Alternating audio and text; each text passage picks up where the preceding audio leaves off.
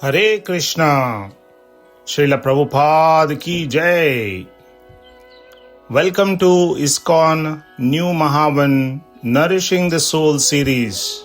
Today's shloka is from Srimad Bhagavatam, Canto 10, Chapter 6, shloka number 37 and 38. Putana attained perfection. What to speak of the cows and gopis? What to speak of the cows and gopis? This is a transcendental conversation between Sukadeva Goswami and Maharaj Parikshit. Padbhyam bhakta hrudi sthabhyam Vandhyabhyam lokavandite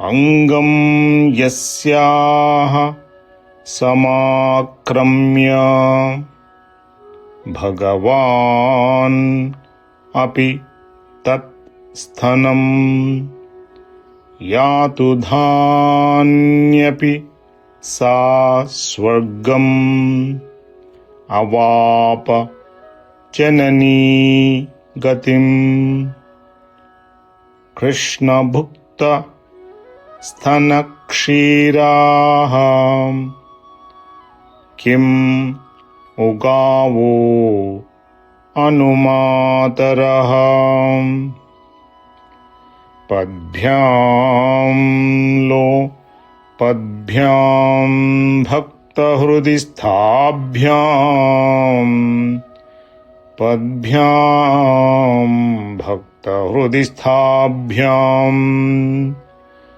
Padbhyam Bhakta Hrudisthabhyam Vandyabhyam Lokavandite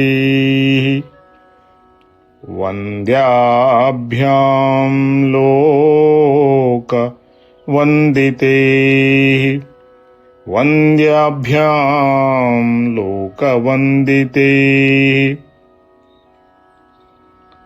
Angam yasyaha samakramya Angam yasyaha samakramya Bhagavan api tat sthanam Bhagavan api tat sthanam Yatu dhanyapi sa swargam Yatu dhanyapi sa swargam Avapa janani gatim Avapa janani gatim Krishna bhukta sthanakshiraham Krishna bhukta sthanakshiraham Kim ugavo anumataraham Kim ugavo anumataraham Padbhyam bhakta hrudisthabhyam Vandyabhyam lokavandite Angam yasyaha samakramya Bhagavan api tat sthanam Bhagavan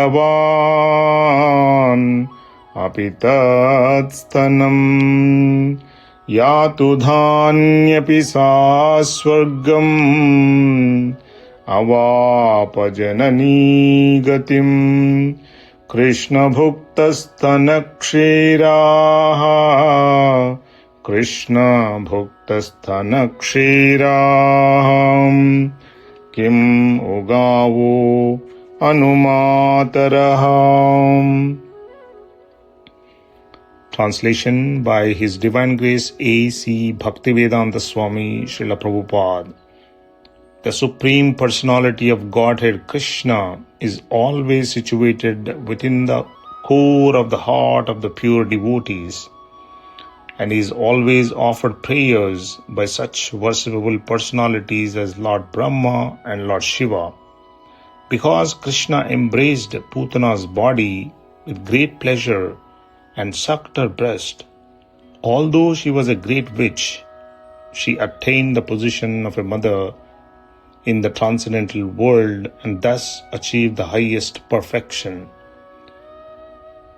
What then is to be said of the cows whose nipples Krishna sucked with great pleasure and who offered their milk very jubilantly with affection exactly like that of a mother?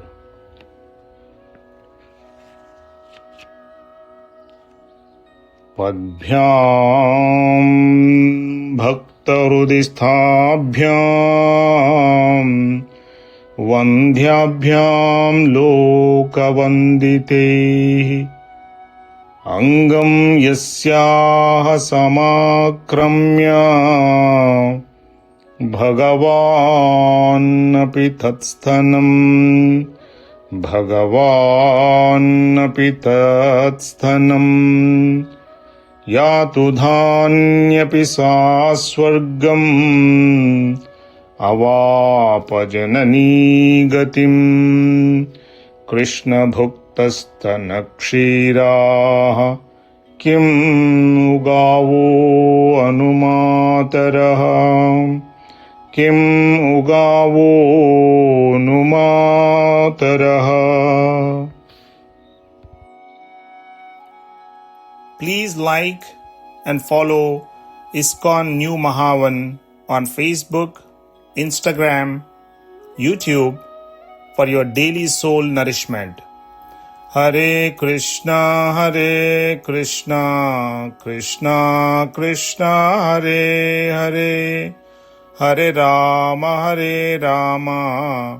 Rama Rama, Hare Hare.